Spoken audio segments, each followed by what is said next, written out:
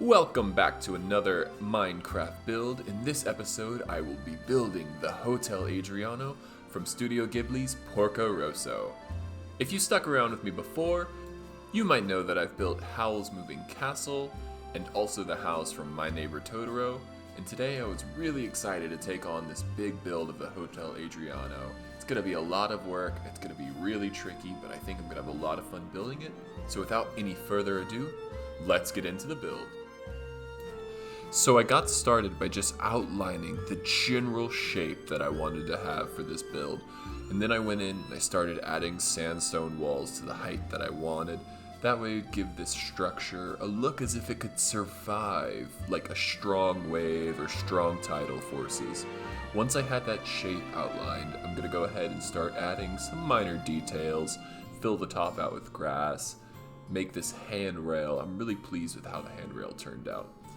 As you can see, what I started doing next is started adding a lot of texturing. We're going crazy with the gradients, we're going crazy with the foliage, mixing in a little bit of moss and a little bit of mossy cobblestone to really sell the effect of an overgrown sort of look. And we're just going to continue this effect all the way through the build, repeating these organic stain patterns, putting foliage wherever it looks a little boring and it could use a little pizzazz. We're going to do this to every single one of the sides. But detailing the sides isn't really the hard part, because what we'll be getting started on next is the general structure for the actual hotel. Just like before our base, we're going to start by outlining the shape. It's kind of a T-shaped building, and we're going to use quartz to give it some nice white, vibrant color. We're going to add windows, we're going to use trapdoors and slabs to sort of outline the distinction between the top floor and the bottom floor. And for the roof, we're going to go with this nice red mangrove color. I think it looks a lot like a sort of terracotta tile roof, which is something you see really commonly on Mediterranean buildings. And then once all of our windows are punched out, we're going to go ahead and we're going to start on the roof. We're going to have a very steep roof on this building, that way it looks like it fits with the bottom section of this house. We're going to continue with that mangrove all the way up to the top. And in the very center where the T section of the house meets, we're going to add that little spire to sort of draw the eye upward.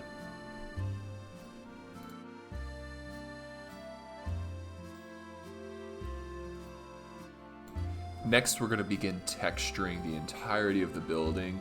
We're going to use a little bit of concrete powder, some diorite, maybe even mixing in some birch blocks or some mushroom stems.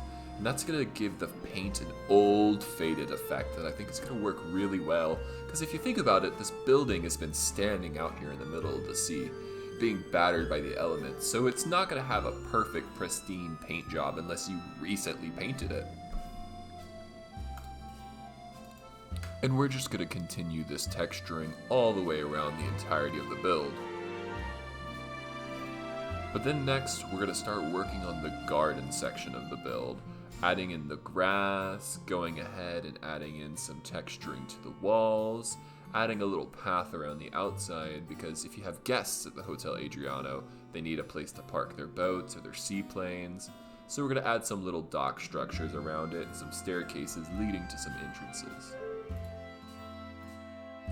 And as you can see, we're just going to continue texturing this bottom part of the structure just like we did before, mixing in a little bit of strip mangrove wood, that nice strip birch, some sandstone variants. It's going to give it a really nice weathered look.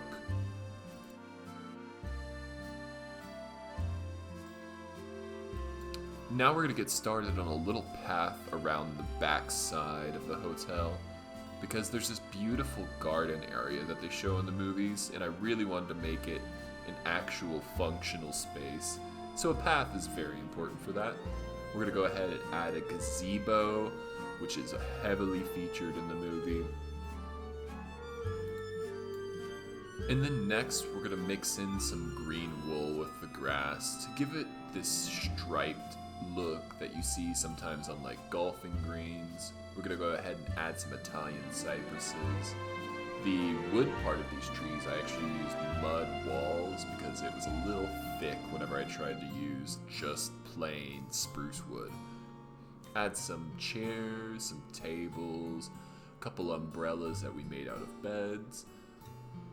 And then, this is my most favorite part, we're gonna add leaves everywhere, but we're not just spamming them down.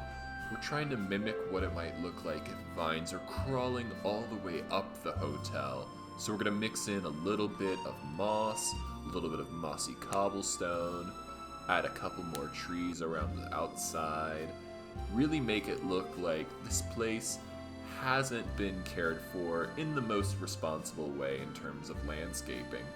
But in a lot of Italian villages, this is the style you're gonna see. It's not gonna be perfectly manicured.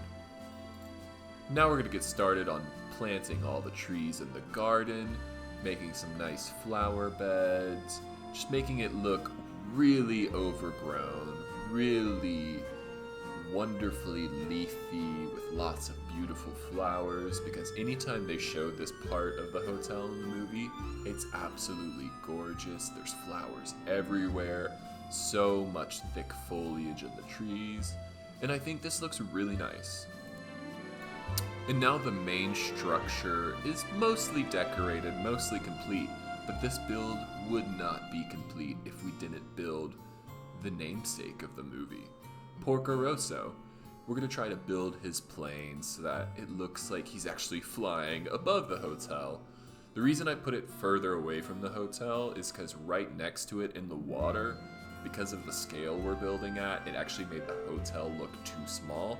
But by putting it up in the sky, it creates a good forced perspective that actually makes the plane look the right size and the hotel look the right size.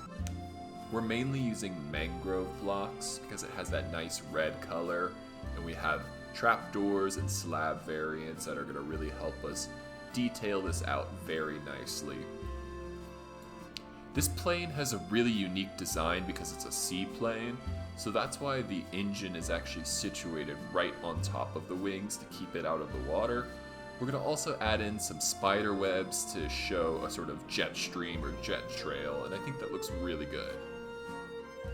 Alright everyone, so now that I'm all done making this build, I'm going to give you a little tour of it to show some of the beautiful areas that I was able to work on in this.